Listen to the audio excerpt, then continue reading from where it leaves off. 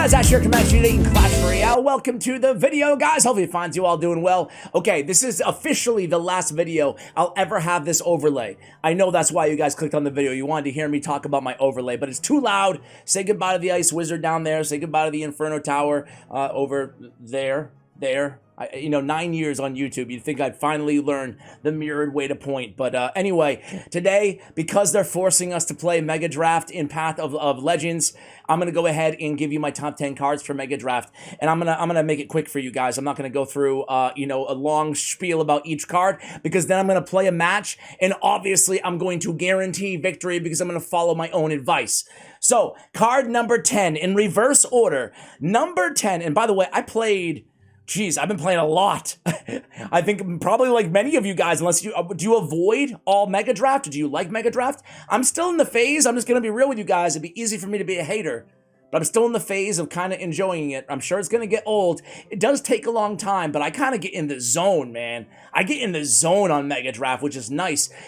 I can kind of go into a flow state of just playing mindlessly, zombie state, if you will. I think flow states are supposed to be good, but it's a zombie state when I'm playing my main deck, right? Just kind of going through the motions. But in the draft, I get locked in, so I kind of like that feeling, actually. What about you guys? Let me know if you love it or you hate it. So number 10 is going to be Zappies. I think Zappies are really good because they're versatile. Obviously, they hit ground, they hit air, they're good against tanks, they're decent against Swarm in the right situations. You can split them as well, kind of locking down both lanes. So number 10 is going to be Zappies. Number 9 is going to be right on top of it, the Inferno D. I love the Inferno Dragon. If you pick the Inferno Dragon early, just know that they're probably going to go for the Zapper, the Lightning, the Resets, the Electro Dragon right away, but I love trying to sneak in an Inferno D kind of late in the game. It's tough to deal with unless you have a really well-balanced deck and you're a good drafter on the other side.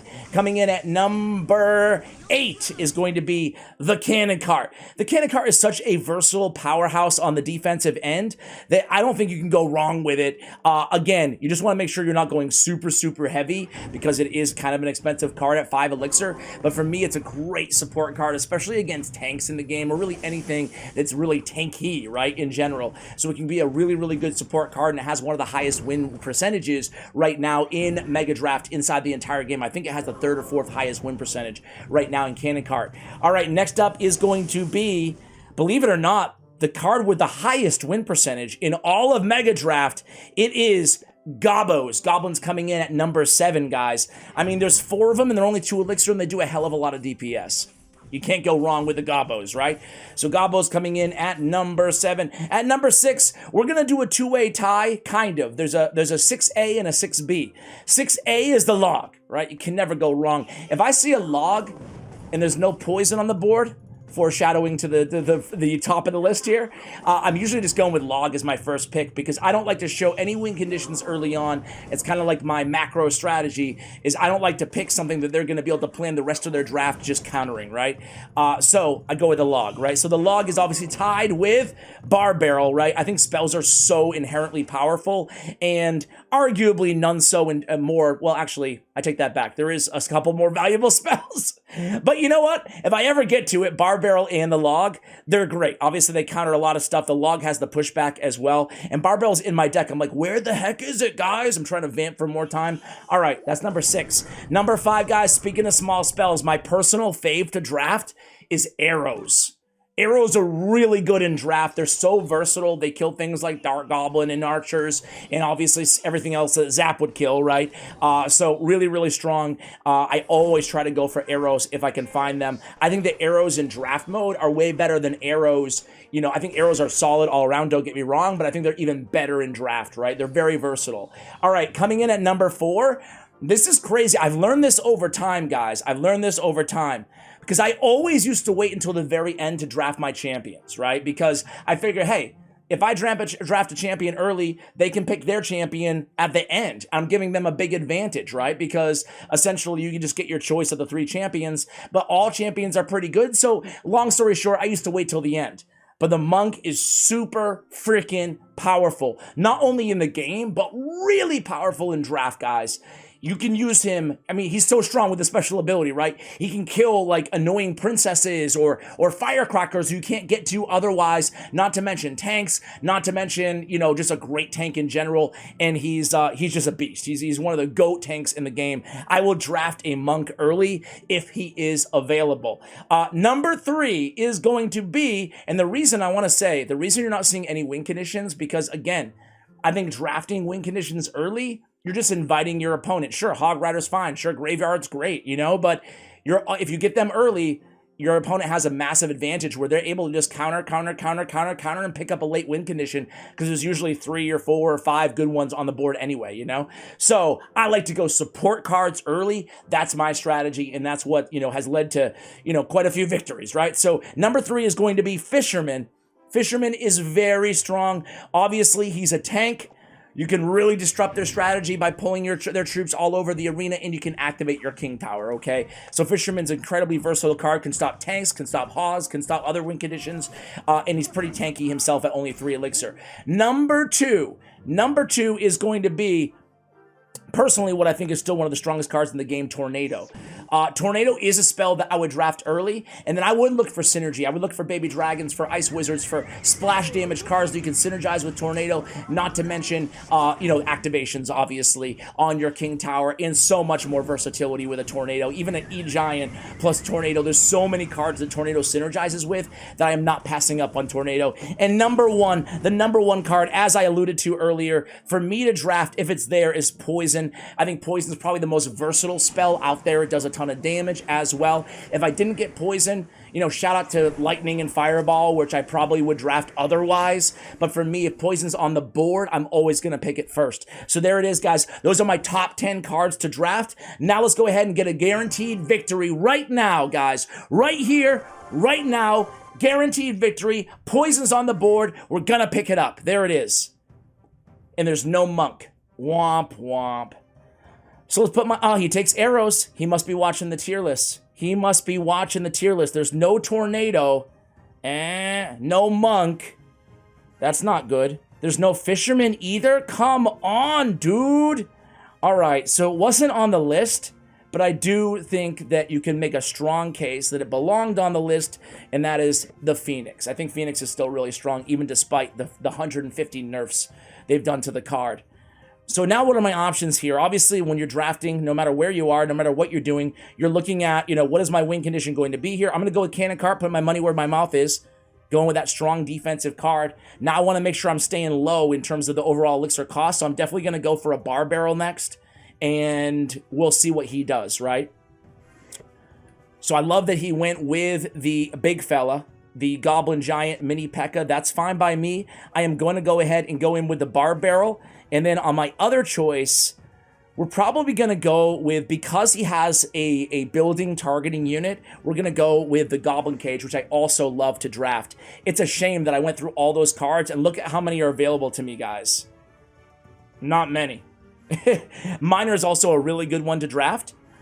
So he's going with a lot of air cards, which makes a lot of sense. Obviously, I have Poison, which is great, but I don't have a lot of other spell power in this deck. I am going to go ahead and think about my win condition now, and I think it's smart to go with the Royal Hogs as my win condition. Again, I like to draft them a little bit late. You can see with him drafting the Electro Dragon and the minions, he was thinking to himself, with only arrows and Earthquake, I might have to end up going, I'm going to go with the delivery here. He was probably thinking that I was going to go with Balloon, is what I was trying to say. So he goes Skarmy. That's totally fine with me. We're gonna end things off depending on where he goes here. He goes Miner. I was thinking about grabbing Miner as my last card, but I am actually gonna go for a champion here, and it's gonna be the Queen. Reason being is because I only have the Phoenix for air targeting, and I like at least 2 air targeting cards in my decks, and I do like having a champion. I think champions are so powerful in this game, not just because they're good, but because of the 3-card cycle. So I really try to go with a champion last pick, especially if they don't go with one. I think I have a pretty big inherent advantage. I'm going to go Royal Hogs here, just kind of mess around and see what he does. He goes with minions. He splits 1 to the opposite side. This is a nice little opportunity here to go ahead and squash everybody with a Royal Delivery, and then I can play an Archer Queen low. Let's go ahead and pop that Mini P.E.K.K.A. Unfortunately, he does get a hit there. That's not what we wanted, but, you know, it is what it is. We're going to let the queen go. Another strategy for draft guys, a really important one, too, is not going too aggressive, man. I mean, I think it's a pretty obvious one. We say it all the time here on the channel, but especially with draft, I mean, you don't have a well-balanced deck, a perfect deck, right? We don't have the luxury of doing that in draft. Because of that, it's easier, in my experience, to make up for your mistakes. And there's going to probably be a lot of them because you don't have a well-balanced meta deck, right? It's easier to make up for those mistakes when you actually have a... when you wait to be aggressive in double elixir time, right? So my man doesn't have a building, so we're going to go ahead and split some hogs. We're going to go 3 to the left here. And... he's not giving me enough poison value. I'm going to go with a queen, this time placed a little bit earlier. We're going to go ahead and use that ability. We don't want to get a whack from that Mini P.E.K.K.A. We just wanted her to distract there. We'll take a little bit of minion damage to our strong side tower. That's totally fine. And here we are with 12 seconds left in single elixir time. And I'm feeling really good right now. Let's go with a bar barrel. Let's go with a... I'm going to go with a Royal Delivery. It really sucks, but I don't want a full miner of chip damage on my tower there. I thought about letting that go, but I think we're going to be just fine. I'm going to go with a Goblin Cage here. The idea is I play everything, not everything, but a lot. I play like I'm playing a graveyard deck, meaning that I'm going for the counter pushes, man. I'm going for a lot of counter pushes when I play this deck. Or any deck, I should say, when I play this mode, right? I want to defend first all the time, and just like that, right? That's where you're going to win matches in draft mode, guys. That's where you're going to win. By defending first, we're going to go ahead and use that ability. Get some nice damage here. We're going to use a whatchamacallit just to tank.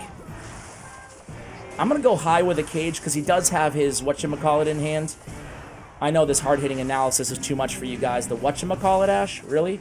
And that was a beautiful poison. I know. I know. Try to contain yourselves with the pro tips here, guys. But we're still in control, and that's all that matters. All right, let's go ahead and do this and this. Missed a couple skeletons. Way to go, man. I'm just showing you what not to do, guys. That's all. That's all. Let's hit opposite lane here. Let's go with a cannon cart. He has minions in hand. No, he doesn't. He has arrows in hand, though. That's cool. Gonna go with a queen over here. This is it. This is the counter push that's gonna win me the game, guys. I'm excited. Are you excited? I tried to make it interesting for you all. I hope you enjoyed it. All right, let's see what we can do here. Gonna go and tank a little bit for our girl while she pounds away at the Mini P.E.K.K.A. We do get them to the tower. Gonna go ahead and drop that poison, and this should be not it, but close to it. It's close to it. All right, let's see what my man's going to do here. We're going to go in. We're going to go cannon cart. This time we're going to make sure we're not dummies. Well, a little bit of dummies, not big dummies, though. All right, he goes with the earthquake. Cycled, naked. We're going to go in. It's our time to shine, man. It's our time to shine. Here we go with the poison. He has nothing for it. He goes with arrows, but that's not going to be enough.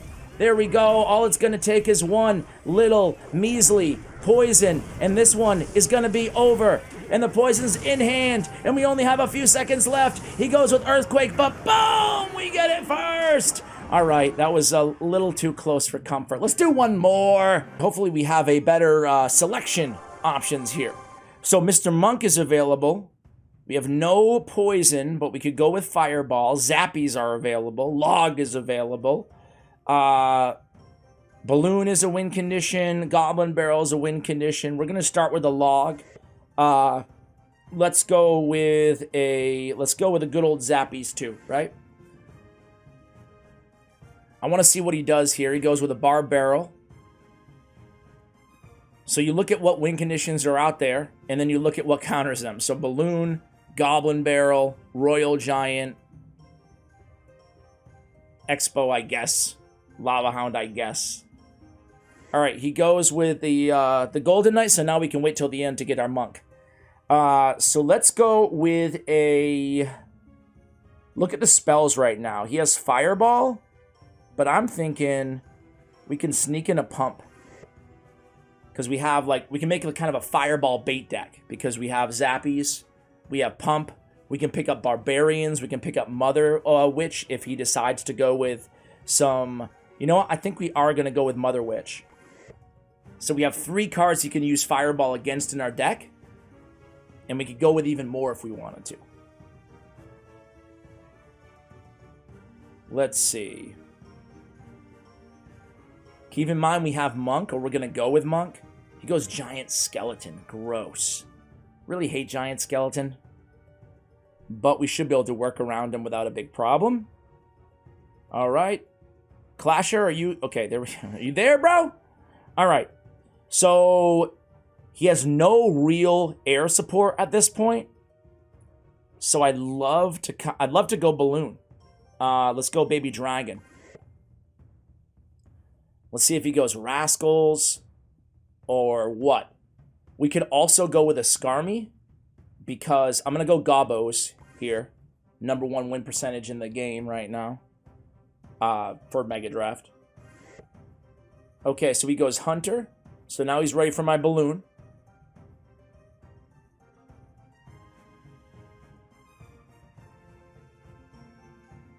And Bomb Tower. So now he's absolutely ready for the Balloon, right? So we're going to switch things up and go with the Goblin Barrel and go with the Monk. It's all of a sudden it's a log bait deck. So he has 3 responses to the Goblin Barrel, but I like how fast my cycle is given that I have the Pump. It's an unorthodox draft to say the least, but I like it. Let's see if he goes Snowball, Skarmy. What else is he going to go? What's his win condition? Balloon? He goes Knight. All right, Clasher. Let's see what you got, man. Just going to go in with the Goblin Barrel. Good luck. He fireballs already, so that's exactly what we want, right? We want the Fireball. Out of hand. Now he has no real way of doing anything against my Pump.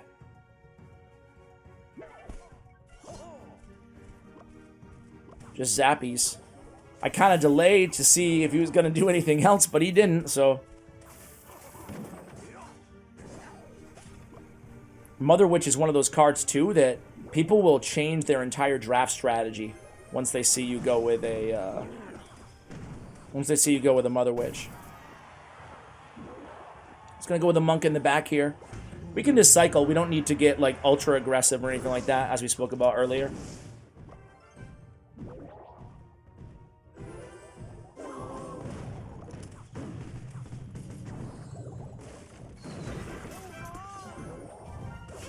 So he's going to use the ability there. I want him to use his ability. Oh, he actually does that. Interesting. I wanted him to use his Golden Knight ability before he crosses my my river, you know? We're going to use Zappies here. Hopefully he'll go in. We're going to try to juke him a little bit to the side. He sees it coming, but we do get a little nibble. We get a little stab on the side of the tower. So my man doesn't really have a win condition, huh, guys? I like playing Monk in the back. Just slow playing it.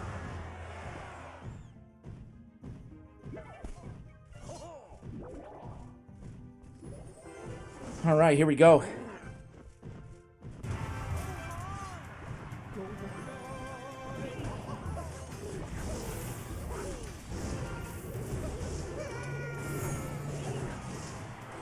Get a little bit of damage there. Not as much as we'd hoped for, but with this deck, seeing as how we only have Goblin Barrel and a lot of bait, our strategy in the name of the game is going to be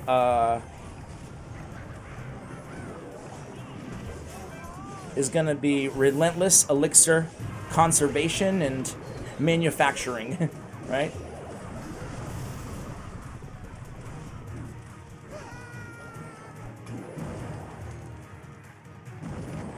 Alright, so it's going to be a Monk in the back. It's probably going to fireball this. Let's see.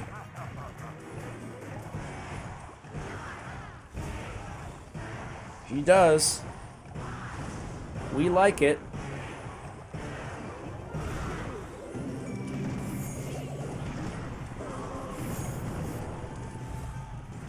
Let the Zappies do their thing.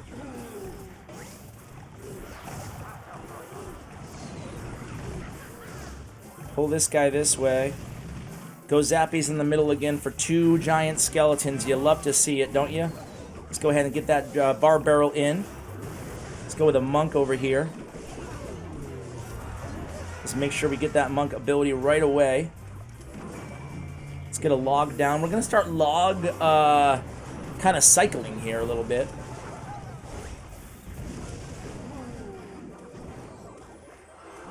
And we keep pumping even until triple elixir time, which you don't see a ton.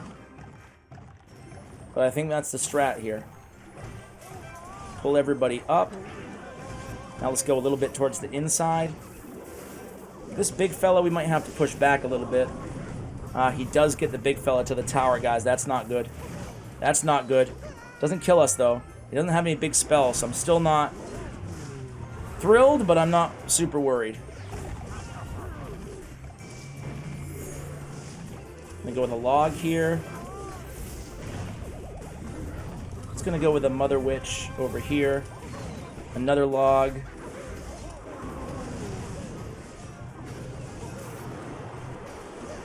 Okay. 30 seconds. It's go time, baby! It's go time!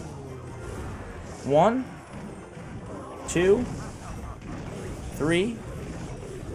Monk ability. 14 seconds. Oh, he did it too early. He did it too early. He started spell cycling a little bit too early there, guys. Boom! We get it. We get it. All right, guys, that's going to do it for the video. Let me know, what are your favorite cards to draft in Mega Draft? Let me know in the comments below, guys. Thank you for watching, and as always, take care, guys.